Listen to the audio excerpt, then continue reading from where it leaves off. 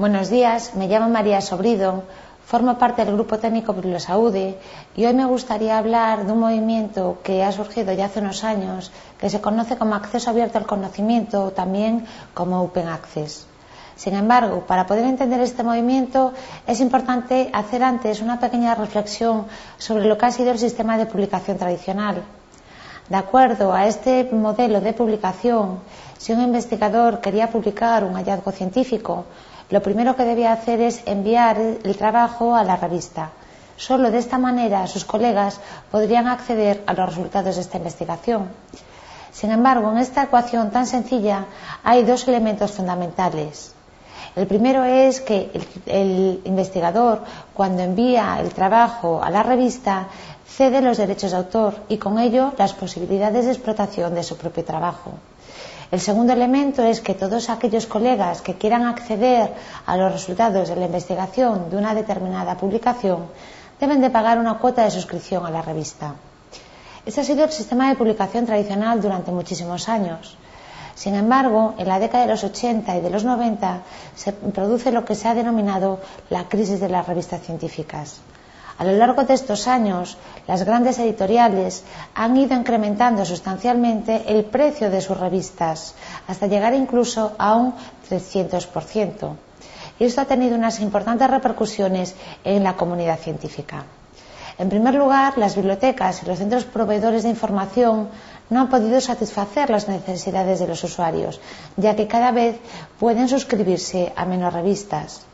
Por otra parte, los autores ven que estos modelos les restan visibilidad, ya que no todo el mundo puede acceder a sus trabajos y en consecuencia les restan reconocimiento.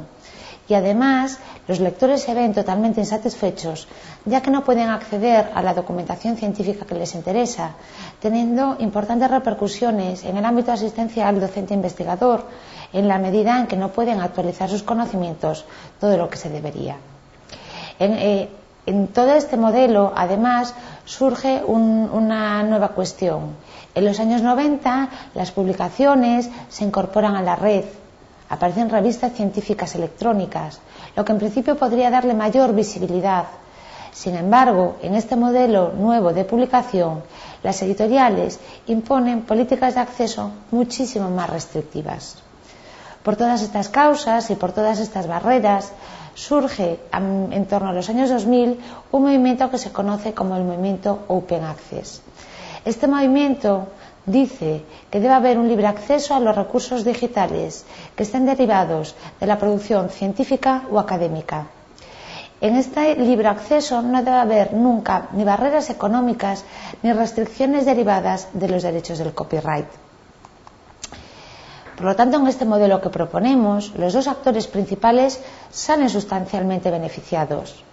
Por una parte, los autores no ceden los derechos de autor y además ganan en visibilidad y por lo tanto en reconocimiento. Por otra parte, los lectores pueden acceder libre y gratuitamente a todo este conocimiento científico.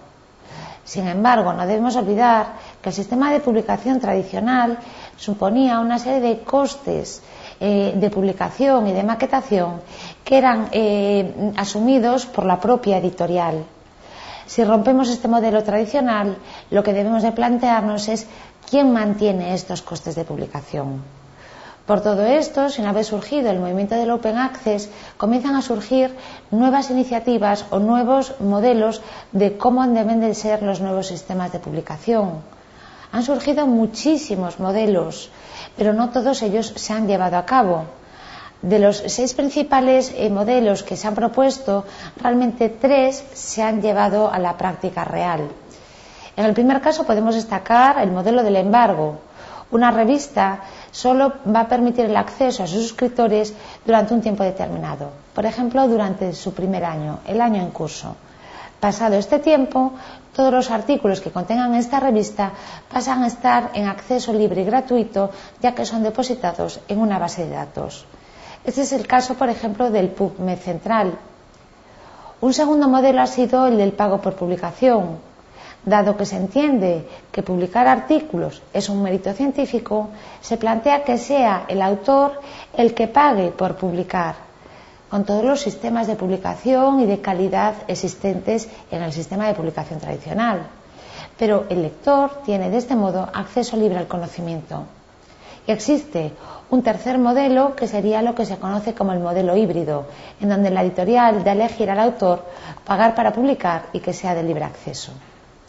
Una vez planteado qué es el movimiento Open Access y cuáles han sido las iniciativas más importantes, debemos de reflexionar sobre la financiación pública. Es decir, de acuerdo a los modelos tradicionales, son los organismos públicos los que financian los grandes proyectos de investigación y, a su vez, son los organismos públicos los que deben de pagar para acceder a la información científica resultante, muchas veces el mismo producto que ellos mismos han financiado, con lo cual en este sistema no deja de haber un elemento contradictorio. Por todas estas razones han surgido por parte de las grandes instituciones públicas una serie de recomendaciones o políticas para paliar todo este modelo. Uno de los primeros en llevar a cabo recomendaciones ha sido el Instituto Nacional de Salud americano. En el enero de 2005 incluía en sus condiciones una cláusula en la que instaba a sus investigadores al depósito de sus trabajos pasados 12 meses. Los primeros fueron los americanos, pero pocos años después, en enero de 2008, la Unión Europea establecía una serie de condiciones, una serie de recomendaciones muy similares. Establecía que todos aquellos trabajos financiados con proyectos de investigación deberían de estar en acceso abierto pasados 6 meses a partir de su publicación. Sin embargo, no tuvo los efectos deseados, dado que estos eran recomendaciones, pero no de obligado cumplimiento. Por todas estas circunstancias, un poco después, las instituciones públicas decidieron llevar unas políticas más fuertes o incluso más agresivas, a través de mandatos que se establecían ya con un cumplimiento obligado. Una vez más, los primeros en llevar a cabo estas políticas o estos mandatos fue el Instituto Nacional de Salud americano, en donde requería a los investigadores financiados con fondos públicos que enviasen a un repositorio todos los documentos elaborados no más tarde de 12 meses después de su fecha de publicación. Una vez llevado a cabo esto por el Instituto de Salud americano, fueron poco a poco los diferentes países que se fueron incorporando a esta iniciativa: Irlanda, Bélgica, Alemania, etc. En el año 2011, España se ha incorporado a esta iniciativa a través de la Ley de Ciencia, Tecnología e Innovación. En su título 3, capítulo 3, establece que el investigador cuya actividad investigadora esté financiada con fondos públicos debe de poner en acceso abierto estos trabajos no más tarde de 12 meses después de su publicación. Esto ha tenido unas repercusiones mucho más importantes de las que nosotros podemos imaginarnos, ya que las grandes editoriales se han quedado sin un campo de publicación importante, ya que los trabajos de investigación financiados con fondos públicos se han ido a revistas con Open Access. En ese sentido, las grandes editoriales científicas y comerciales han empezado a crear nuevas líneas de trabajo, nuevas líneas editoriales de Open Access, como Springer a través de su iniciativa de Open, BMJ, el New England, etc.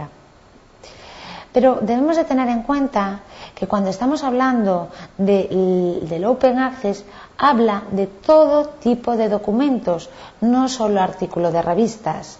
En ellas se van a incluir objetos de aprendizaje, imágenes, datos, documentos audiovisuales, etc. Por todas estas razones surge el concepto del repositorio, entendido como un sistema de información electrónica de acceso libre y gratuito, en donde se trata de almacenar, preservar y sobre todo difundir la producción científica e intelectual de una institución o de una temática concreta. La Unión Europea ha considerado que esta iniciativa de los repositorios es fundamental. Considera que el acceso abierto a la información científica debe ser un factor clave para la competitividad, la innovación y el progreso. Y en este sentido ha creado un repositorio, el Driver. Este Driver, este repositorio de la Unión Europea, pretende convertirse en la infraestructura de los repositorios digitales, tanto para la investigación como para la educación en Europa. En España, esta situación de los repositorios también es recogida por la Ley de Ciencia, Tecnología e Innovación, en donde establece que los agentes públicos del sistema español deben impulsar el desarrollo de repositorios tanto propios o compartidos. Dado que esto ya es recogido por la Ley de Ciencia, Tecnología e Innovación, han sido diferentes las instituciones que han llevado a cabo la elaboración de repositorios. Por ejemplo, podemos encontrar los casos de universidades que han creado repositorios donde van depositando toda la producción científica y académica que se elabora dentro de esta institución. También podemos encontrar repositorios temáticos, en donde, por ejemplo, entre otros casos, se recogen tesis doctorales. Son numerosos los repositorios que han ido creándose en España en los últimos años. Por todas estas razones ha surgido Recolecta. Recolecta es el portal nacional español que trata de agregar y recoger todos los repositorios institucionales, con el fin de dar mayor visibilidad a toda esta producción. A través de la página de Recolecta podemos hacer una búsqueda de todos los documentos que están recogidos en los principales repositorios españoles. No nos gustaría terminar sin hacer una pequeña reflexión sobre qué es lo que van a suponer los repositorios en el futuro. Giri, en el año 2006, ya establecía que la comunicación académica estará gestionada por servicios repositorios que cubrirán material de apoyo a la docencia, el aprendizaje, publicaciones académicas, datos de investigación, etc. Pero también en un documento del año pasado, en donde se hace una reflexión desde la creación y el surgimiento del Open Access, se insta a que los centros de investigación deben apoyar el desarrollo y el mantenimiento de todas estas herramientas de Open Access, de directorios y recursos esenciales para que el Open Access progrese. Por esta es importante que se experimente con nuevos métodos para la revisión posterior de esta publicación. En definitiva, y para terminar, el acceso abierto a la investigación beneficia a los investigadores porque les da una mayor visibilidad, a los lectores porque les permite el acceso público a todos estos conocimientos y a los organismos de financiación e instituciones de investigación porque amplifica el valor social de toda la investigación que se está realizando en la actualidad. Muchas gracias.